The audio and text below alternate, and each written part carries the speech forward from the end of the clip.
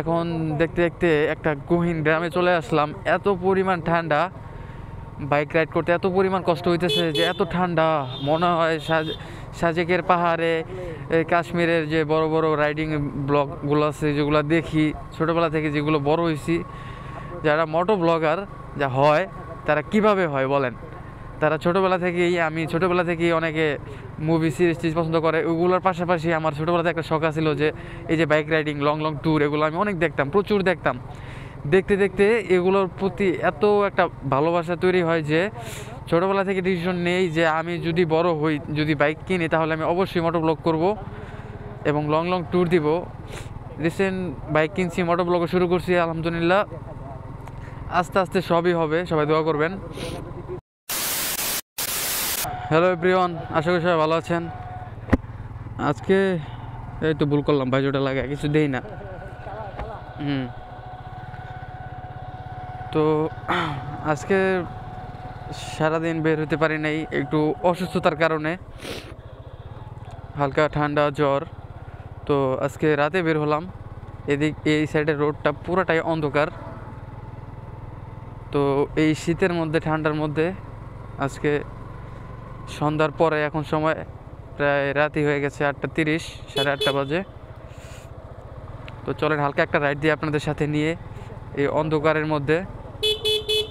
এই রোডে একটু বেশি ট্রাক চলাচল করে, কারণ এদিকে প্রচুর হচ্ছে জুট মিল, কলকারখানা, গার্মেন্টস, এগুলো অনেক পরিমাণ বেশি। আর আশুলিয়া থেকে এদিক দিয়ে শর্টকাট মারে, ওইদিকে আশুলিয়া জামগড়ার রোড খারাপ, এই জন্য এদিক দিয়ে শর্টকাট মারে যারা ট্রাক চালায়। তো এত ঠান্ডার মধ্যে বাইক রাইড যারা করে, যারা বাইক রাইডার, তারাই বুঝে যে বাইক রাইড করা কতটা কষ্টকর। আমার তো এক সপ্তাহ যাবৎ আমার শরীর হালকা জ্বর, ঠান্ডা, হাঁচি কাশি কমতেছেই না। কারণ কি জানেন, এই বাইক নিয়ে প্রতিদিন সন্ধ্যার পরে বাইক নিয়ে বের হই, এই জন্য ঠান্ডা কমতেছে না। তো আজকেও বের হলাম, কারণ যারা রাইডার তারা চায় দিনে একটা হলেও রাইড দিতে। তো যে কোনো রাইড হোক, আজকে রাতে বের হলাম। আপনারা ভিউটা একটু খারাপ পাবেন, এই জন্য খুবই সরি। কারণ আমাদের এদিকে রাস্তাঘাট একটু সন্ধ্যা হলে অন্ধকার হয়ে যায়। এই সাইডটা একটু নিরিবিলি কিন্তু অন্ধকার। আর অ্যাকশন ক্যামেরাতে হালকা আলো হলেও ভালো ফুটেজ নেওয়া যায়। তো দেখি কেমন ভিউ আসে। যেমনই আসুক না কেন, আজকের ভিডিওটা, ব্লগটা এভাবেই আপলোড হবে। খুব শীঘ্রই আপনাদের সাথে দেখা হবে অন্য সব টপিক নিয়ে। ওইসব বিষয়ে আমি রিহার্সাল করতেছি আপনাদের সাথে ওইসব বিষয় নিয়ে আলোচনা করার জন্য। তো এখন আপনাদের সাথে ছোট্ট একটা বিষয় নিয়ে আলোচনা করব। আমার লাইফে আমি কখনো জিন, পরি এসব বিশ্বাস করতাম না। রিসেন্টলি আমার খালাতো ভাই আমাদের বাসায় বেড়াতে আসে, ওদের সাথে আমাদের ওরকম একটা বন্ডিং, পরিচিতি খুবই কম আর কি, দূরে থাকলে যা হয়। তো আমাদের বাসায় বেড়াতে আসার পরে আগামীকাল সন্ধ্যায় আমি ওকে নিয়ে বাইরে ঘুরতে যাই। তারপর ফিল করি যে ওর উপর আর কি, ওর অস্বাভাবিক আচরণ, জিন পরি ভর করলে যেমন হয় আর কি তেমন। পরে অস্বাভাবিক কথাবার্তা, অস্বাভাবিক আচরণ এসব দেখার পরে আর বেশি দেরি করি নেই। ও আরেকটা কথা আছে যে আমরা ওইখানে বিকেলে হালকা নাস্তা করার জন্য ওকে চা এবং আরও রুটি টুটি এসব দেওয়া হয়। কিন্তু ও যেভাবে খায়, সাধারণ পাবলিক ওইভাবে কোনো কিছু খায় না। মনে হয় যে অনেক দিনের ক্ষুধার্ত, ওইভাবে খাওয়া দাওয়া করতেছিল। তো আমি তো ভয় পেয়ে যাই যে এরকম আচরণ তো অস্বাভাবিক, আগে তো এরকম দেখা যায় না। পরে বেশি দেরি করে নিয়ে বাসায় নিয়ে আসি। তারপর দেখা যায় ওর আসল রূপ। ওর ব্রেনটা যেমন হয়ে গেছে একটা 1-2 বছরের বাচ্চার মতো, কোনো কিছু মনে রাখতে পারে না। বাবার নাম, ভাই বোনের নাম, মায়ের নাম, কোন এলাকায় থাকে, কোন জায়গায় বাড়ি, সব কিছু ভুলে গেছে। এমনভাবে বশ করছে, পরি বলেন আর জিন বলেন, যেটাই বলেন না কেন, আমরাও কনফিউজ যে কোনটা পরি নাকি জিন। পরি হওয়ার চান্সই বেশি, কারণ আপনারা ফুটেজ দেখেন হালকা পাতলা কিছু ক্লিপ আমি আপনাদেরকে যে আমার ব্লগের মাধ্যমে দেওয়ার চেষ্টা করব। তো আগে ওগুলো কোনো সময় বিশ্বাস করতাম না, কিন্তু এখন রাতে লাগছে রে, এটা একটু এত চাইলো কেমনি, এখানে এগুলো সব ছোটো ছোটো ছিল। তো গাইজ বলেন কি বলবো, এত এত স্লো বাইক চালাই তাও যদি নিচে ঘষা খায়।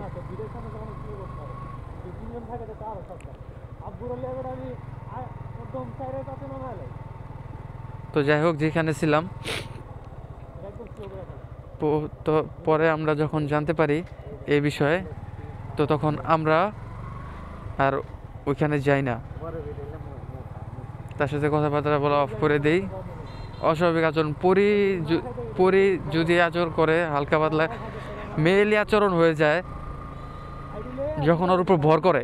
আর জিন আচরণ করলে শুরু থেকেই আর কি, ছেলে জিন হোক আর মেয়ে জিন হোক যেটাই হোক। তো আজকের ভিডিওটা হচ্ছে এই রিলেটেডই, মন মেজাজ বেশি ভালো না। পরে আবার কী হয়েছে এটা বলি, ছোটো একটা ফানি বলতে পারেন, ফানি একটা কথা, মজার একটা কথা। এটা হচ্ছে যে আমি ওরা আজকে সকালে ওরা যখন বাসায় চলে যাবে মিরপুর, তখন আমি ওদের বাসে উঠায় দেওয়ার জন্য নিয়ে যাচ্ছিলাম। তো তখন আমি হালকা পাতলা কিছু প্রশ্ন করি, ওগুলো ভিডিও ক্লিপ আকারে দিয়ে দিব। তো দেখতে পারবেন, কথাগুলো শুনলে ভালোভাবে বুঝতে পারবেন।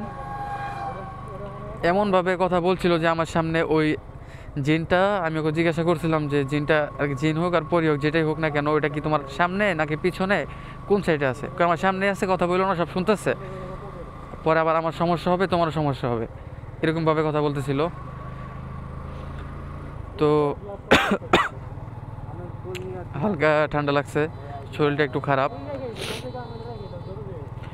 তো পরে ওকে যখন ওখান থেকে নিয়ে যাই, বিভিন্ন প্রশ্ন করি, ওগুলো শেয়ার করলাম না। অনেক রকমের প্রশ্ন, মনের ভিতরে যত প্রশ্ন আসতেছিল সব প্রশ্ন করা হয় ওকে। বেটা কথা কম করবে, তোর সিলে হসপিটাল ব্লগে সবাই। পরে কথা বলি, পরে মনে হয় যে আসলে সব কিছু শুনতেছে সাইডে বসে। ওইও বলতেছিল এরকমভাবে যে কথা বললে ওর প্রবলেম হয়, আমারও প্রবলেম হয়। আবার এই পরি অথবা জিন যেটা বলে না কেন, ওইটা নাকি খুব রাগ করছিল আমাদের উপর, যাদের আমাদের বাসায় বেড়াতে আসছে এই জন্য। কারণ আমরা ওরা ফাঁকা একটা প্লেস দিই যে ওর সাথে প্রাইভেটলি আলোচনা করে, কথা বলে, গল্প করে, ওরা দুইজন একসাথে ওই সময়টা পায় না, এই জন্য ওর সাথে ঝগড়া করতেছিল, ওরা জ্বালাইতেছিল। পরে কথা শোনার পরে আমরা ওরা একটু এই আর কি একটা স্পেস দিয়ে ওরে একটা রুমের মধ্যে, যে তুমি থাকো এখানে, কথা বলো আর কি। পরে আমার আম্মু জিজ্ঞাসা করছিল যে ওকে জিজ্ঞাসা করো যে কিছু খাইতে চায় নাকি, মেহমান বেড়াতে আসছে, জিন হোক আর পরি হোক যাই হোক না কেন, কিছু খাবে নাকি জিজ্ঞাসা করো। তো পরে ওই জিজ্ঞাসা করে, পরে বলে যে না কিছু খাবে না। পুরা বিহেভিয়ার চেঞ্জ হয়ে যায়, কেমন জানে একটা। ওইটা যাদের সাথে হয়েছে, যারা ফেস করেছেন তারাই জানেন। আমার সামনাসামনি এরকম কখনো এরকম কোনো কিছু হয় নাই, এই ফার্স্ট টাইম আমি আমার সামনাসামনি এরকম দেখলাম, জিনে ধরা পরি ধরা যেটাই বলেন না কেন। তো এটার কারণে ওর অনেক ক্ষতি হয়। এটা ওর এই ভর করার কারণে যখন ওর শরীরে প্রবেশ করে তখন ওর স্মৃতিশক্তি লোপ পায়। পরে ডক্টর বলছে যে, কবিরাজও বলছে যে শরীরে রক্তশূন্যতা দেখা দেয়, পাগলামি করে, ওর লাইফেরও একটা ঝুঁকি থাকে, বিভিন্ন কারণ। তো কে কে এরকম সমস্যা ফেস করছেন, কার কার পরিবারে এমন একজন থাকে পরিতে জড়া, জিনে ধরা, ভূতে ধরা যেটাই বলেন না কেন। তো আমাদের ফ্যামিলিতে না, আমার আম্মুর ফ্যামিলিতে বলতে পারেন, আমার নানি বাড়ির আর কি, আমার খালাতো ভাই ওই রিলেটেড সম্পর্কে খুব কম সময় ওদের সাথে দেখা হয়েছে। তো এই সমস্যা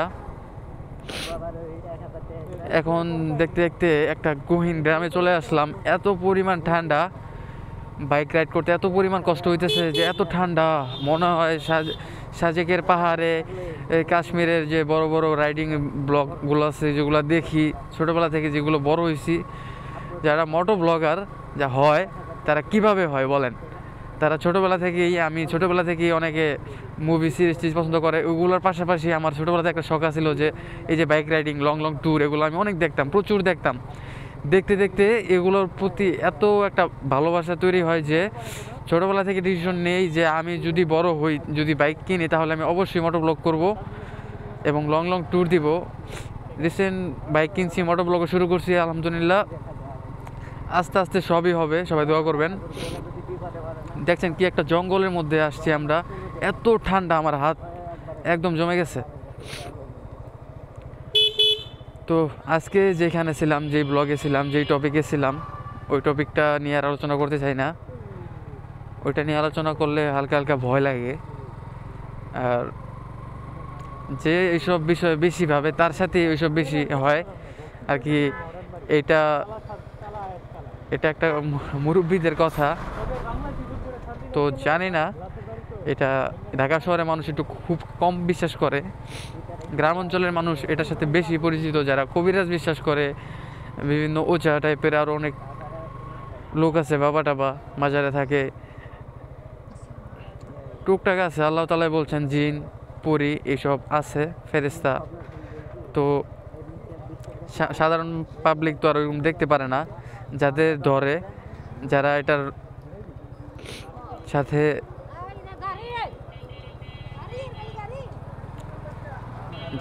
রিলেটেড, যার ফ্যামিলিতে এরকম আক্রমণ হয়, শুধু তারাই এটা বলতে পারে কেমন হয়। তো অলরেডি আমাদের ভিডিওটা 10 মিনিটের উপর হয়ে গেছে। তো এই ছোট্ট একটা মেসেজ, ছোট্ট একটা ব্লগ দেওয়ার জন্য আসছিলাম। আজকে সকালে বের হই নাই, কারণ কি জানেন, আজকে সকালে যখন ওদেরকে নামাই দিয়ে আসি, তখন আর কি ওরে জিজ্ঞাসা করছিলাম যে তুমি যে আমার পিছিয়ে পিছিয়ে আসতেছো, তোমার সাথে যে জিন আর যে পরি যেটাই হোক না কেন, ওইটা আসতেছে কীভাবে? তো ওর একটা প্রশ্ন শোনার পর থেকে আমি একদম অবাক হয়ে গেছি যে এইভাবে কি সম্ভব। আমি যখন ওরে বাইকে উঠেছি তখন থেকে আমি বুঝতে পারতেছিলাম যে আমার মাথাটা হালকা হালকা ভার, আমি ব্যালেন্স পাইতেছি না বেশি একটা, খুব বেশি একটা ব্যালেন্স পাইতেছি না বাইকের। তখন আমি ওরা জিজ্ঞাসা করছি যে তোমার সাথে যে জিনটা আসতেছে, ও কি উড়ে উড়ে আসতেছে নাকি তোমার সাথে সে দৌড়ে দৌড়ে আসতেছে না? কারণ তো নাহলে তো বাইকে উঠতে বলো। আমি একটু মজা করে বলছিলাম কথাটা, পরে বলে না ভাইয়া, তোমার মাথায় বসে আছে, তোমার গাড়ির উপর 2 রান দিয়ে বসে আছে। বিশ্বাস করেন, এই কথা শোনার পরে আমি ভয়ে ভয়ে শেষ। আমার তো আরও ব্যালেন্স আরও কমে গেছে, আর মাথাটা আরও ভার হয়ে গেছে, মনে হয় মাথার ভিতরে কেউ বেরিয়েছে। মাথা প্রচণ্ড মাইগ্রেনের ব্যথা উঠলে যেমন হয়, একদম মাতাল মাতাল পিনিক পিনিক লাগতেছে। আল্লাহ, বিশ্বাস করবেন না আপনারা, আমি মনে হয় ওই অবস্থায় আমি সাইকেলও চালাতে পারবো না। আমি জামগড়া থেকে যে কীভাবে বাইকটা নিয়ে বাসা পর্যন্ত আসলাম, এটা আমি নিজেই বলতে পারতেছি না কীভাবে আসলাম। একদম ব্যালেন্স নাই শরীরের মধ্যে, বাইক একদিকে গায়েত হয়ে যায়, আমি আরেকদিকে গায়েত হয়ে যাই। এই হালকা বিট দেখলে ব্রেক টাইম মতো করতে পারতেছিলাম না, মাথায় কাজ করতেছে না, এমন একটা অবস্থা। পরে বাসায় আসি, তারপর আম্মুর সাথে এই বিষয়ে শেয়ার করি। আম্মু পরে বলতেছে যে সত্যি বলছে যে তোর মাথার উপরে বসছিল, তুই টের পাস না, কিন্তু ওই দেখছে, পরে এটা তোরা জানাইছে। পরে এখন পর্যন্ত আমার মাথা হালকা হালকা ব্যথা, হালকা ভার হয়ে আছে। তাও কেন বেরোচ্ছি জানেন, আপনাদের সাথে কানেক্টেড, ডেইলি ব্লগ দিব, কমিটমেন্ট করছি যতদিন পারবো। সামনে কিছুদিন আবার একটা লম্বা গ্যাপ যাবে, চেষ্টা করব 1 সপ্তাহের ভিডিও আপলোড করে যাওয়ার। কিসের জন্য? আমি গ্রামে যাব, আমার আব্বুর 40 দিন কমপ্লিট হয়ে যাবে। তো ছোটোখাটো একটা আয়োজন করব, কিছু লোক খাওয়াবো, মসজিদ মাদ্রাসায় কিছু দান করা লাগবে, এই জন্য আবার আমাকে জামালপুর যেতে হবে কিছুদিনের মধ্যে, রিসেন্টলি। তো আমি আরও আগে চলে যেতাম। আমার ছোটো বোন আছে মাদ্রাসায় পড়ে, ওর মাদ্রাসা আবার ওই যে বার্ষিক পরীক্ষার পরে যে ছুটি দেয়, এই ছুটিটা দেওয়া হবে। তো ওকে নিয়ে আমি চলে যাব, পরে 1 সপ্তাহ আমি গ্রামে থাকবো। তখন আমি তো ওইরকমভাবে ভিডিও টিডিও করতে পারবো না, এই জন্য আগে থেকেই 1 সপ্তাহের ব্যাকআপ দিয়ে আপলোড করে যাব শিডিউলে। তো দেখি আল্লাহ যদি সুস্থ রাখে শরীর। এখন পর্যন্ত আমার শরীরে হালকা সমস্যা, কথা বলতে সব প্রবলেম হচ্ছে, ঠান্ডা জ্বর, আবার এর মধ্যে আবার যে এটা আজকে আমার সাথে এটা হইলো। তো খুবই একটা দুঃখজনক ঘটনা। তো এভাবেই চলছে ডেইলি লাইফ ব্লগারদের জীবন। একটু অসুস্থ থাকলে ওই সময় আর বের হওয়া যায় না। সকালে যে ফুটেজটা পাওয়া যায়, যে ওয়েদারটা পাওয়া যায়, ওটা রাতে পাওয়া যায় না। যদি মিরপুর উত্তরা ওদিকে থাকতাম তাহলে এক লাইটিং পরিবেশের মধ্যে রাস্তাঘাটে ল্যাম্পপোস্ট এর মাধ্যমে ভিডিও করলে ভিডিওগুলো ক্লিয়ার আসে, ভিডিওটা দেখতে ভালো লাগে। এই যেরকম অন্ধকারের মধ্যে ভিডিও করলে, গ্রাম অঞ্চলে থাকি, বাদাইল একটা গ্রাম রপ্তানির মধ্যে, এখন ওইরকম উন্নত হয় নাই রাস্তাঘাট, তো ওরকমভাবে ভিডিও করতে পারি না রাতে। এর জন্য খুব কম পরিমাণ রাতে ব্লগ আসে আমাদের। আমার মনে হয় রাতে লং ট্যুরের মধ্যে শুধু আমার ওই যে সাভার টু এই নাজিরা বাজার যে ব্লগটা আছে ওইটাই একটু বেস্ট ব্লগ হয়েছে, কারণ ওইসব জায়গায় সবসময় এই লাইট জ্বালানো থাকে রোডে। আর এইসব জায়গায় দেখেন অন্ধকার, এই যে অটো রিক্সার লাইট, এই যে আমার বাইকের লাইট, এই যে হাই বিম দিলে তো আরেকটু ক্লিয়ার দেখা যায়। আমার খেয়াল ছিল না, পুরো ভিডিওটা আমি হাই বিমে করতাম, সামনে কিছু ক্লিয়ার দেখা যায়, আমার হাতও মেবি দেখা যাইতেছে না। তো জানি না কি অবস্থা। শুনছিলাম যে গোপ্রোর DJI Osmo Action 5-এর এই নাইট ক্যামেরা একটু ভালো ক্লিয়ার আসে, নাইট ভিশনটা অনেক ভালো, এটা অনেক প্রশংসনীয় আর প্রশংসা করেছে নেট দুনিয়ায়। তো আর বেশি কথা বাড়াবো না, এমনি শরীরটা খারাপ, দিনে বের হতে পারি নাই। আপনাদের মাঝে আবার চলে আসলাম। যারা বোর ফিল হন আমার মাধ্যমে, আমার ভিডিওটা রেগুলার দেখেন, তাদের অসংখ্য অসংখ্য ধন্যবাদ যারা আমার ভিডিও রেগুলার দেখেন।